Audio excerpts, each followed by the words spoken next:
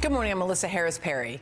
In 2016, it is populism, populism, populism, as candidates vie for title of man or woman of the people.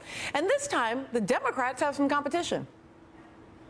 To the 1 in 5 children in families who are on food stamps, to the 1 in 7 Americans living in poverty, to the 1 in 10 workers who are unemployed, underemployed, or just giving up hope of finding a job, I hear you. You are not forgotten. But power and money and political influence have left a lot of Americans lagging behind. They work hard, they lift heavy things, and they sweat through their clothes grinding out a living. But they can't seem to get ahead, or in some cases, even stay even. As middle America is hollowing out, we can't sit idly by as big government politicians make it harder for our workers and then turn around and blame them for losing jobs overseas. Working families don't need another president tied to big government or big money. On the Democratic side, Hillary Clinton is hearkening back to the New Deal, planning a major vision speech this week at the FDR Memorial on Roosevelt Island in New York, a monument that commemorates Roosevelt's 4 freedoms: freedom of speech, freedom of religion, freedom from fear, and from want. Her competition for the nomination is all well from her left, so if she wants to channel FDR, she better bring it. Today we stand here and say loudly and clearly, enough is enough. This great nation and its government belong to all of the people and not to a handful of billionaires. And we cannot and will not rebuild the American dream here at home, though, by catering to the voices of the privileged and the powerful. Let's be honest. They were the ones who turned our economy upside down in the first place. And they're the only ones who are benefiting from that. All right, so this is interesting, right? Because except for the little D or the little R in the corner, you might not know whether you're listening to a Democrat or a Republican speaking. Why are we hearing this from all sides? Maybe because right now, in this moment, this is what they think people want to hear. Because even as the economy continues to recover, adding an impressive 280,000 jobs last month, making it the best month for job growth this year, that recovery, it's not being felt equally.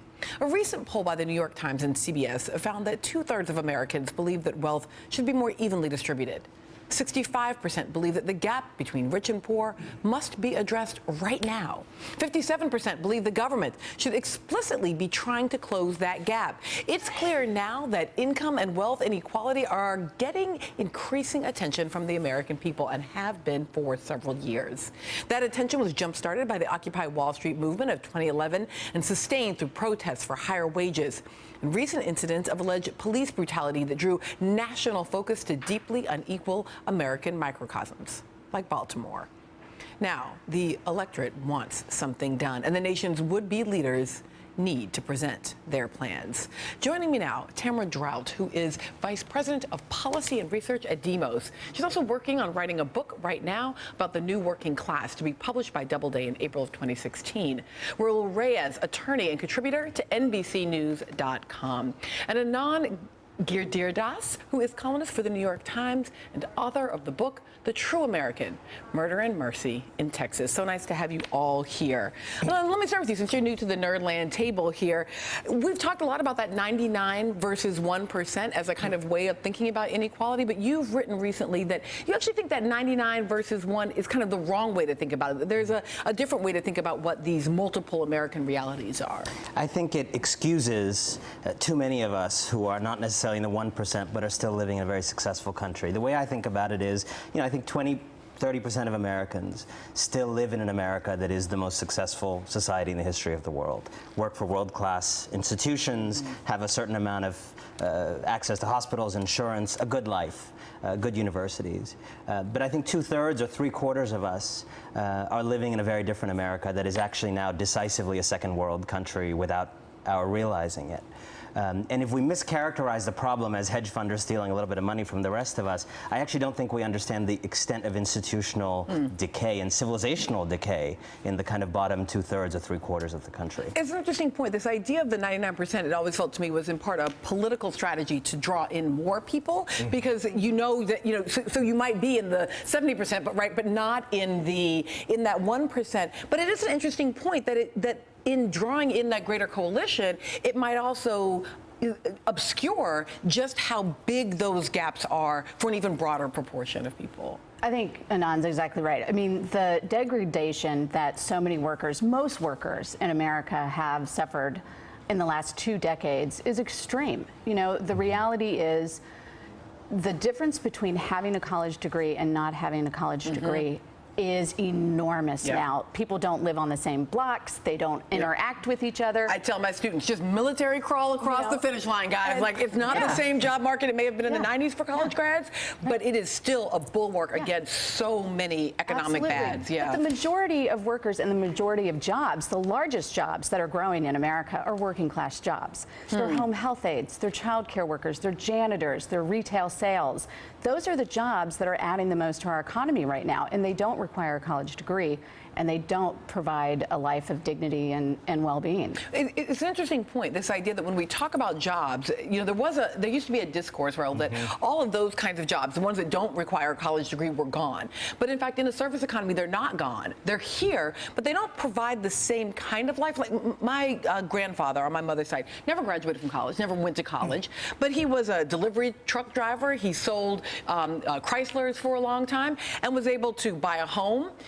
His wife, my grandmother, never worked for wages outside the home, and they raised 5 kids, most of whom went to college. I just can't even fathom such a thing at this point. Right, and I think that type of story is not uncommon. My grandfather was largely the same way, and for most of his life, he was undocumented, but he always owned his own home. He had 7 kids. They all went to college.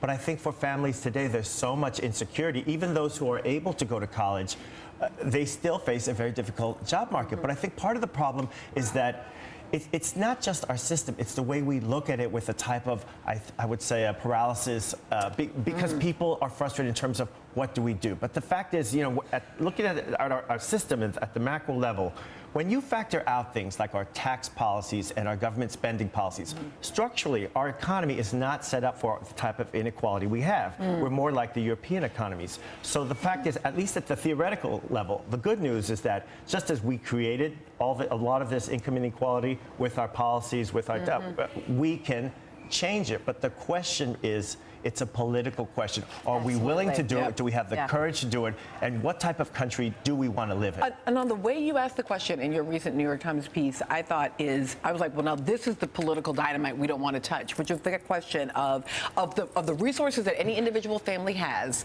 how much go to your kids and how much go to everybody else's kids. And I was like, man, let me just tell you, when you frame it like that, people are not, because the answer that many want to answer is everything I have goes to my children and none to other people's. And I think I've had the fortune in life spending a lot of time in a lot of different countries that are very unequal, countries that are very equal, countries that are very poor, very rich. And I think what a lot of you were born in Cleveland, which tells you also, which is sort of in the developing world. Yeah, that's right. And one of the things that you see in the least successful places on earth is that rich and poor people are not just have income inequality. They live parallel, different lives, and they want everything for their own kids and don't care about other people's kids. And we are becoming, in our mentality, if not in our per capita GDP, a developing country in that way. That notion is the one that I want to dig into as we come back, because I want to talk about solutions. There are some solutions to this. There are some policies. There are some ways that we can address that. But before we go to break, I do want to give you an update on the latest from the G7 summit, specifically this question about nations and where they are in the world. That G7 summit got underway this morning in the resort town in the Bavarian Alps. President Obama joined German Chancellor Merkel and the leaders of the other G7 nations for 2 days of talks on global economics, world health, and international security. Over the next 2 days in Schloss Elmo, we're going to discuss our shared future, a global economy that creates jobs and opportunity, maintaining a strong and prosperous European Union, forging new trade partnerships across the Atlantic, standing up to Russian aggression in Ukraine, combating threats from violent extremism to climate change. The Germans have deployed 17,000 police officers to provide security for the event. And yesterday, in advance of the summit, some of those police clashed with thousands of protesters who were demonstrating against the G7 and raising concerns on a range of geopolitical and economic issues. Up next, the fight for 15 hits the heartland.